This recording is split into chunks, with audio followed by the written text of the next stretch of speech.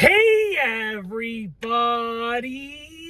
I'm here today to show you and tell you how to choose a ukulele. This will be a full tutorial, so let's get right into the video. If you want to choose your ukulele because you're ready to learn how to start playing, I'm going to tell you and show you exactly how to do that. I'll be going over 7 easy factors that you can take into consideration when trying to choose the best ukulele for yourself. Let's get right into the video. Number 1 is your price range. How much you want to spend.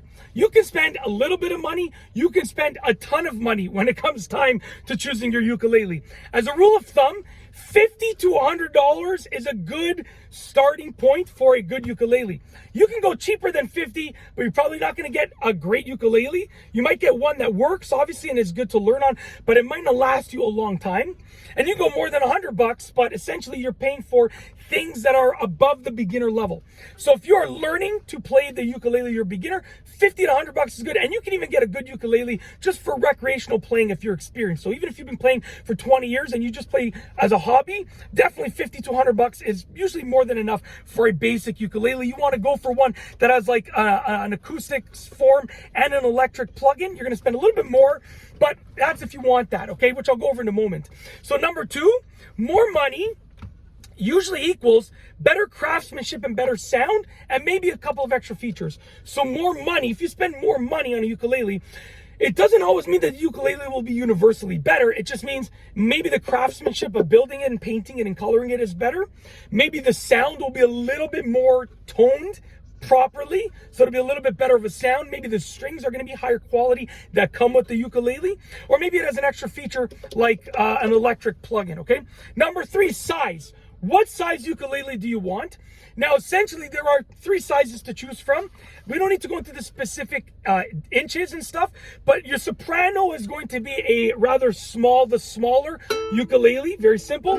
Your soprano will be small, okay? Your concert is going to be your medium-sized ukulele, and essentially your tenor is going to be your large-sized ukulele. And there's another type, but that's going to produce a completely different sound. But your soprano is your smaller option, your concert is your medium option, your tenor is your large option, okay? Factor number 4, they're all played the same way. No matter what ukulele you get, whether you get an inexpensive soprano one or a super duper expensive tenor one, they're all going to be played in the same way. If you know how to play one ukulele, you know how to play them all, basically. That's what it comes down to.